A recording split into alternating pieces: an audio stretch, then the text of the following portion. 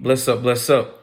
So tonight I had to do a video to raise some awareness about, equity. And I talked about this whenever I spoke at the Veterans Conference, the Veteran Services of the Carolinas Conference. And I talked about the word equity, just simply meaning, when you hear equity, think of fighting for the underdog. Fighting for the underdog. It's that simple. Don't complicate that thing, y'all. And so as I think about equity, I'm recalling what I spoke about when I was at the conference, as I'm catching up on emails, and I get to this one email that I'm about to send to one of my comrades out there in the rural West doing some amazing work in the behavioral health space with limited resources. And I was thinking to myself how it was with Fred Hampton on the movie Judas and the Black Messiah.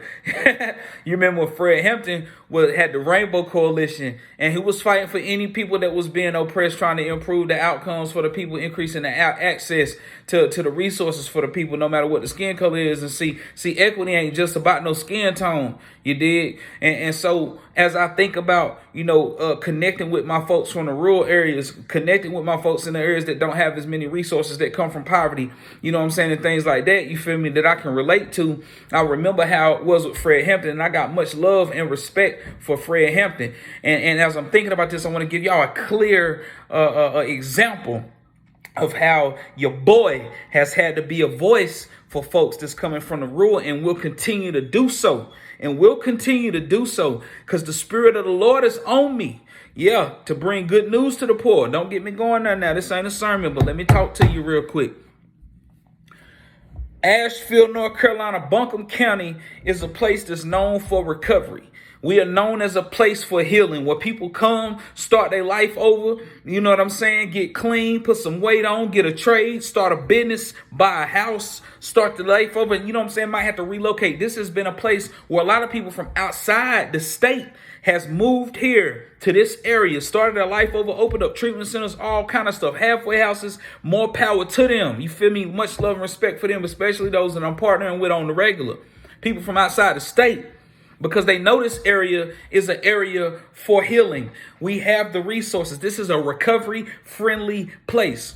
And so what I'm running into, though, is that a lot of the folks that are actually from this state, specifically some of the ones that's coming from the rural West, are needing to relocate from some of those counties, some of those areas that aren't as recovery friendly. They're needing to relocate, but they don't have the same level of access to resources to be able to relocate to this recovery friendly area that's a hop, skip, and a jump away from home, far enough to keep them away from them old playmates and playthings. You feel me? And this is a place where people can come heal. So who am I to be in this space? Who am I to be in this space providing these services and helping a lot of people that be coming from outside the area and not fight for the people from inside the area? See, that's where the equity comes in at. That's where the fighting for the underdog comes in at. See, me, I'm the coordinator for Inspire Recovery Careers, and I am obligated to make sure the people that's coming from those distressed areas have access to the same treatment that the people that come from out of state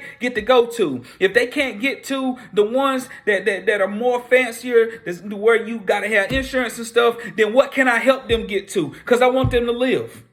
And when they get ready to get out of treatment, you know what I'm saying, the halfway house, like if you don't got your family paying for the halfway house, you feel me, like a lot of people don't have their family that can afford to pay for the halfway house. Who's fighting for them?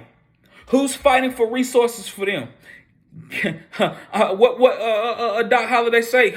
I'm your huckleberry. Yeah, Appalachia strong. That's what it be like, bro. You know what I'm saying? Because at the end of the day, like, recovery God didn't give me this recovery process for me to get soft. God gave me this recovery process for me to have a heart, for me to be honest, open-minded, willing, you feel me, courageous.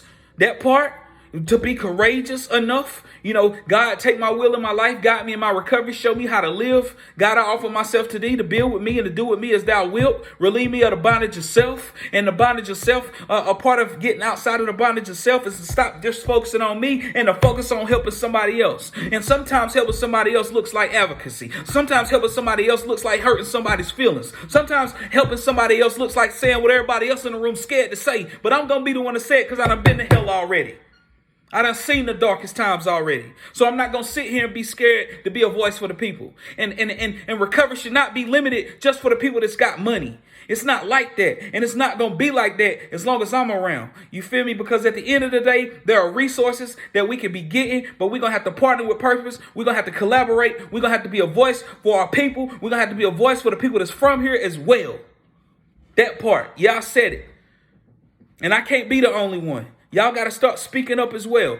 Y'all got to start speaking up too, because this is a great place for people to move to and heal. And we need to make sure the people that's not, coming from a whole bunch of money got access to these resources too. And I ain't got no issue with it. I ain't got no issue with it at all. But we got to make sure we address the inequities.